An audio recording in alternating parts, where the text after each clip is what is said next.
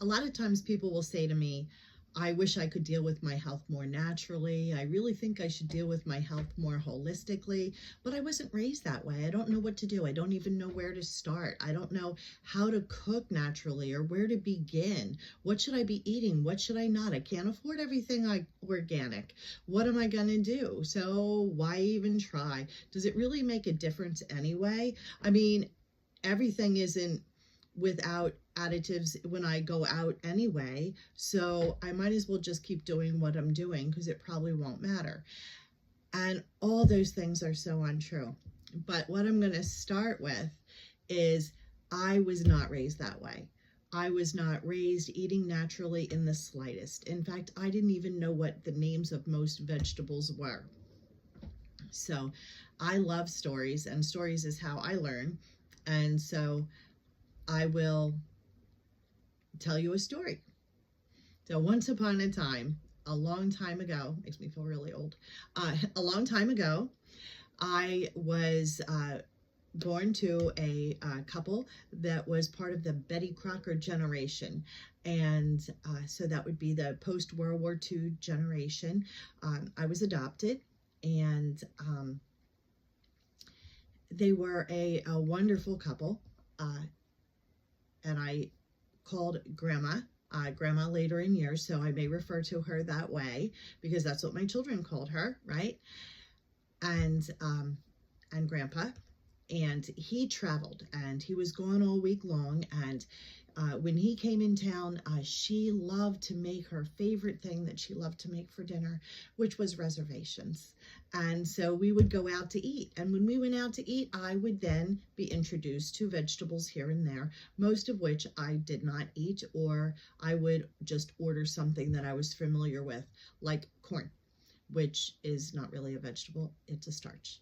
I would have a salad. I liked having an iceberg wedge with bottled dressing on it, which is how they serve it at a restaurant, right? And that was usually what I would eat, would be some type of an entree with a side of corn and an iceberg wedge, and that was about it. I didn't know what a Brussels sprout was. I didn't like string beans because the only ones I ever had at home were canned, and to me they looked like green worms.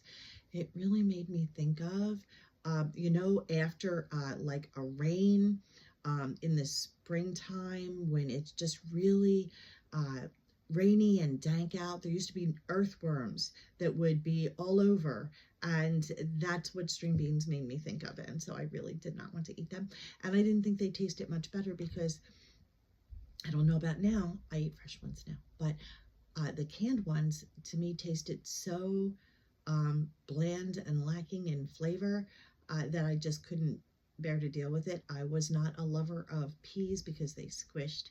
And so that was about all the vegetables that were usually in the house, other than occasional carrots and celery. I did love carrots and celery, but I really didn't get offered them very much. Grandma hated cooking. She really avoided it like the plague. So daily menu at our house would be something like, let's see, a cup of tea and a piece of toast for breakfast, or maybe a bagel and cream cheese.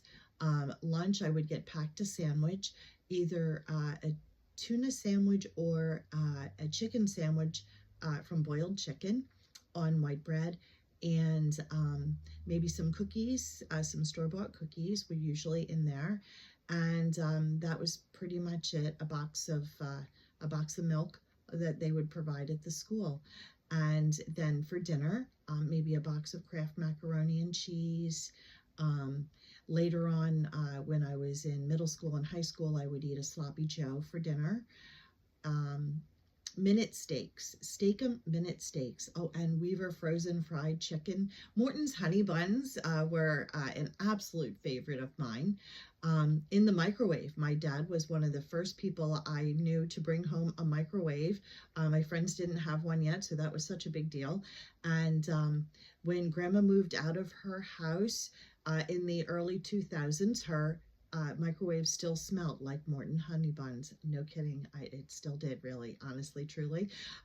So my diet was basically that of a pretty strict starchitarian, with some meats in there. And that was about it. I liked fruit. They didn't come in the house very often, but I did like fruit. I loved watermelon. Um, I didn't get strawberries very often, but I did like them. I liked berries. I liked bananas. Bananas were around more often. Apples in season. Um, Apple juice was definitely around, and that was a regular. And orange juice, 1 carton a week of orange juice, and that was pretty much it. But there were always cookies, and there was always candy, and there was hard pretzels. And when we went to the mall, we could get a soft pretzel. And so that was pretty much what I grew up eating. So I definitely did not grow up eating any type of a healthy meal whatsoever. So I moved out when I was 18 years old, and I went on my own when I was 22. I bought my first house, and I actually had a kitchen that I could cook whatever I wanted in. And so I started to try to learn how to cook. And I got a natural cookbook from a used bookstore on Chestnut Street in Philadelphia. And I started experimenting. And I also experimented going into natural food stores and trying new things. And of course, bran was the big thing. You know, making things with bran was a big deal. Whole grains was a really big deal. Whole wheat pasta, things like that were really in. So I tried making my own homemade muffins. I loved doing that. Making homemade, like, quick breads, and just learning how to make things that weren't processed, trying to move a little bit away from that. And then I met somebody who was just really absolutely floored.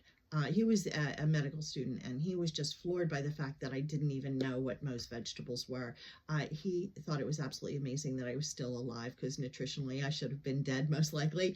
And so he started introducing me to all type of international cuisines, and I got to try all kinds of vegetables and all kinds of foods. And I absolutely fell in love with eating such a vast variety of foods from all over the world. So it was great. And so it got me interested in cooking different foods. And then I guess it wasn't terribly long after that that I had my daughter, my oldest, and life became very busy being a mom. And so kind of like water reaches its own level, I went back to what was easier. People will say, oh, it's easier. Well, things aren't necessarily always easier, but they're familiar, and familiar feels easier and feels faster for us most of the time, even when it's not, okay? And we'll talk more about that. But so I went back to what I was familiar with, and so I went back to making processed foods. And I did keep some of the recipes that I had made, and I definitely still kept making some of my, making my own, muffins and cookies and things like that. But I really didn't continue much in exploring new ways of eating. So, so that really put a halt onto things for quite a long time.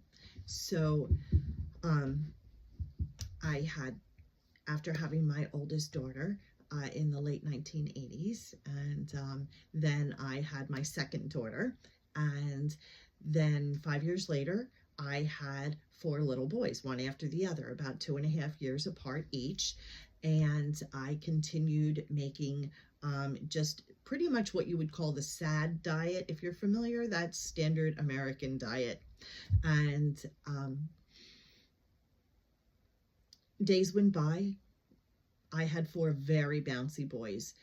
They couldn't sit still to save their life almost. And they were quite a handful, had a whole lot of energy. And of course, boys will be boys. Boys are supposed to get out and they're supposed to run and play and jump, and they're supposed to get in the sunshine and have vitamin D from the sun, and really use that energy and get those little muscles going.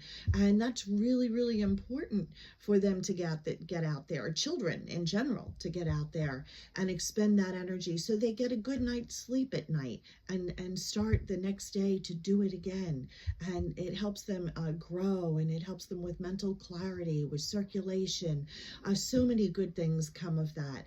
And we, I think, expect our children to sit too much, to spend too much time in a chair at a desk, and not enough time running and jumping and playing.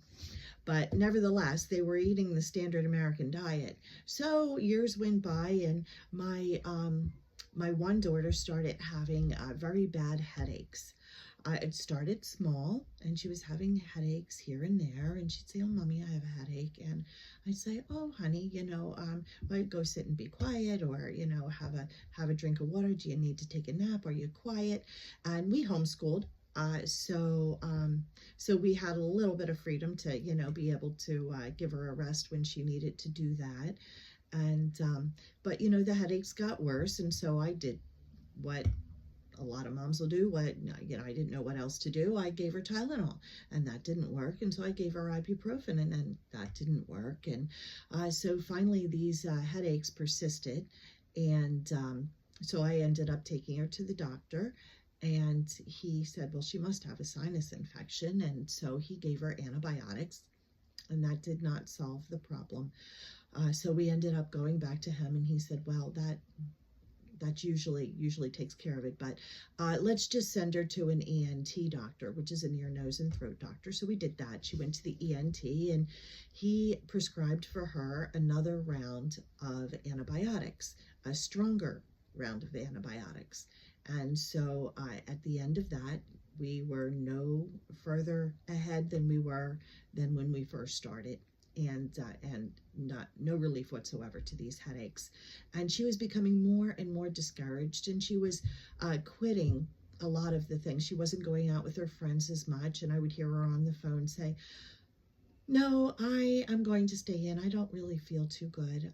Maybe I'll see you tomorrow." And she didn't she lost consistency with going to her basketball practices and her basketball meets, and she didn't go to as many youth events, and she was really dropping off the radar on a lot of things that she absolutely loved doing. And she was really quite social. She had a lot of friends, and she was usually getting together for this or for that, gatherings over our house or over their house, and this was really all falling by the wayside as the headaches became more frequent and more intense. So I then took her to Children's Hospital. I took her to Temple Hospital. She had MRIs, blood work, brain scans. The list went on, leaving no stone unturned. We actually started thinking that something extremely severe was going on. And so the testing went on, and she continued to be more and more discouraged. And I started doing my own research. I was kind of running into a lot of brick walls. We ended up at the office of this one particular doctor at Temple Hospital, and he said, he had a thick accent, and he said, well, what time does she eat each day? Does she eat at the same exact time each day? And me hearing the same exact time, well, I had 6 kids, so we didn't eat at the same exact time every day. You have different schedules on different days. I mean, we ate pretty much between 5:30 and 6:30 every day, but it wasn't that we didn't eat at like 5:01 every day. So I said no. And he said, oh, he said, well, that's part of the problem. She needs to eat at the same exact time every day. And I was like, well, I don't know how that's going to happen, but and she needs to go to bed at the same exact time every day. does she go to the same bed at the same exact time every day? And I said, well, no. I mean, there's different activities. Sometimes we'd stay up and we'd watch a movie and whatnot like that. And so, I said no. And he said, well, that's what's causing the headaches. And I thought, well, I mean, I grew up and I ate at different times and I didn't go to bed at exactly the same time every day. But we gave it a try. We tried tracking her cycles to see if that made any difference. There was no pattern to these headaches whatsoever. They were random, they were frequent, and they were more and more intense. So the next appointment after that, the doctor recommended antidepressants. And I said, well, she wasn't depressed to start with. And he said, well, you said that she stopped this and this and this and this. I said, yes, because she has headaches. We need to take care of the headaches, and she'll go back to this and this and this and this. And so I said, no, I said, we're not interested in that. And so I came home and I just really dove in headfirst into trying to find out what was going on. What could we try? What could we do? And so I came across an elimination diet. And in this elimination diet, it said that we were going to remove all artificial flavors, colors, preservatives, pesticides, herbicides, fungicides from the diet, and no processed foods whatsoever. Pretty much eating mainly organic chicken, vegetables, fruits were going to be really the mainstay. No wheat products of any kind, no gluten, no dairy were completely taken out of the diet, in addition to the additives. Okay, and that was it. There wasn't anything else that we were really looking at. We didn't even really take nuts out of the diet. So and the year was probably around 2004, probably around there, and 2004, 2005. So I brought this idea to my daughter, and I said, I came across this elimination diet, and what it means is we're going to take out all these things from your diet, and then you'll have, pretty much all the fruits and vegetables you can want, organic chicken, and that will be. And she was, Mom, when I do go out, I want to be able to eat what my friends eat. I want to be able to have fun. I mean, my goodness, Mom, I am not doing anything, and the only thing I get to enjoy is having the foods that I like. I don't want to do this. So I talked to her about it again, and I explained that this would only be for a few weeks to see if this would make a positive difference. And if not, that's okay. You can go back to doing what you're doing, and I'll drop the subject. And so I had no idea what was going to happen, but I really felt that this was going to make a big difference. So that's what we did.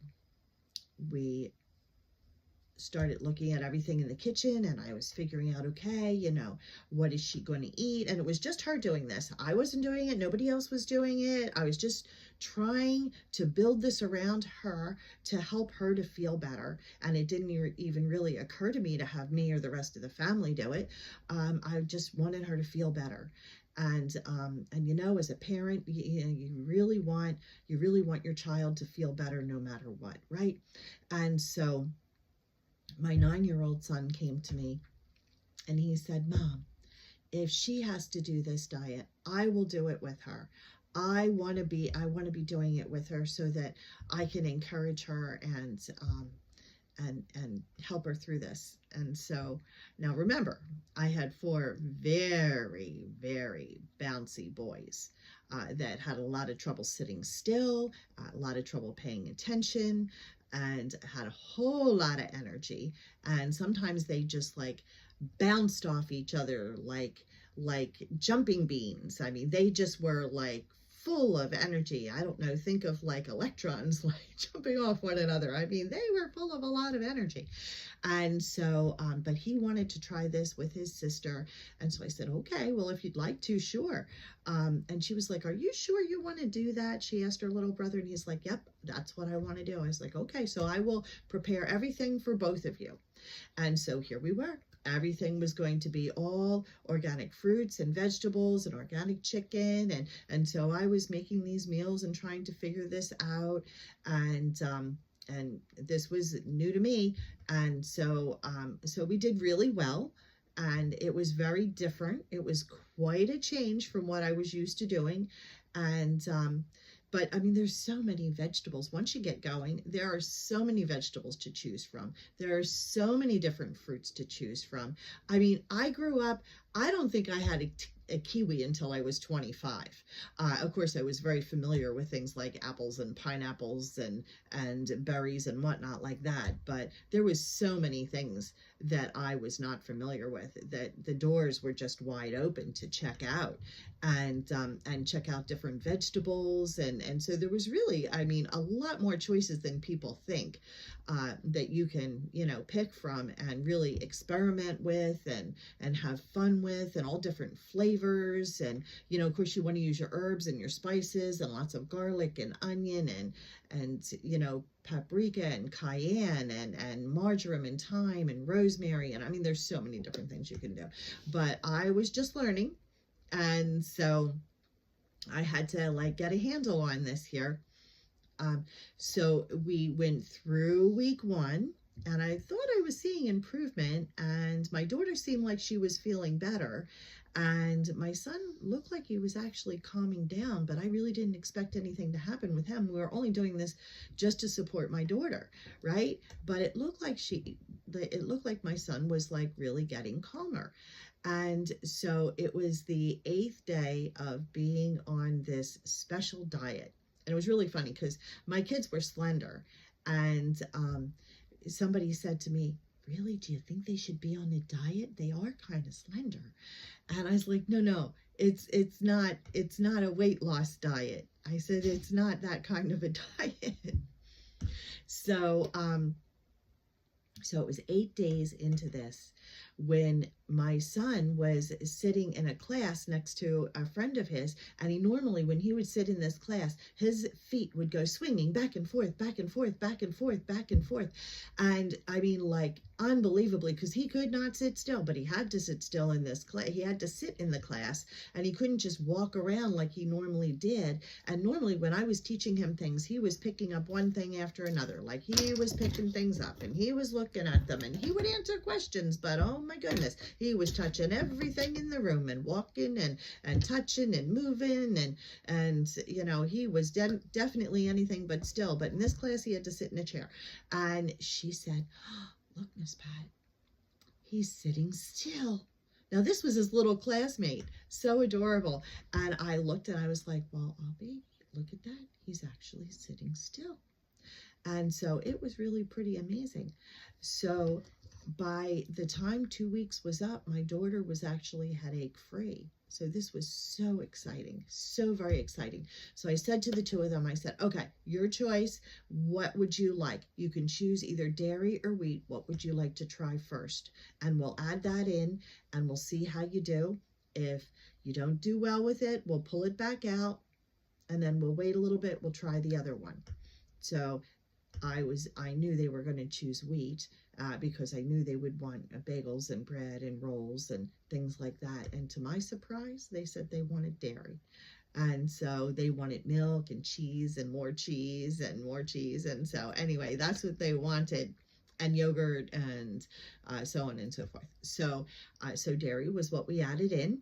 And they did great, no problems, no tummy distress, no headache, no bounciness. So we were doing really well. So we did that for a week. There was absolutely no repercussions whatsoever. So we added the wheat in. They were very excited, and they did great. No tummy distress, no problems, no issues, no bounciness, no headaches, no anything. And so we were great. We had dairy and wheat added back in. So we clearly could see that it was the artificial flavors, colors, preservatives, and the other additives that were the problem for the two of them. So we left them out of the diet. Now, I will tell you a secret. So, you can't tell anybody, right? No, I'm only kidding. I would wake up in the morning and I was so stiff. I guess I was probably about 40. I was so stiff when I would wake up in the morning, and I remember thinking to myself, if I'm this stiff at 40, what in the world am I going to feel like when I'm 80? I won't be able to move. And so I was very concerned about this. Well, here the kids were on this diet. We kept them on that diet, and I started phasing everything out. So in other words, when things were used up in the pantry that were, you know, a brownie mix, a cake mix, a box of mac and cheese, you name it, store-bought salad dressing, you name all the things that you buy prepackaged that are in your fridge, right? And in your pantry, in your closet, whatever. I did not buy them anymore. I just didn't. Whatever it was, it had to be replaced. I looked up a recipe for it and I made it. And sometimes I had the kids make it with me. I was like, okay, let's do this together. Let's learn something new. Come on in the kitchen. We're learning something new. And so we would do this together, and we would learn to make new things and do new things and look for things that would replace things that we had eaten before. And I mean, some things like, you know, like snacks or desserts are really pretty easy. We still did eat potato chips. We would buy, you know, plain natural potato chips. Tortilla chips, we bought plain organic tortilla chips. And so on and so forth. We looked for things that were organic, that were additive free. If it was something that we weren't able to easily make or look for a recipe for.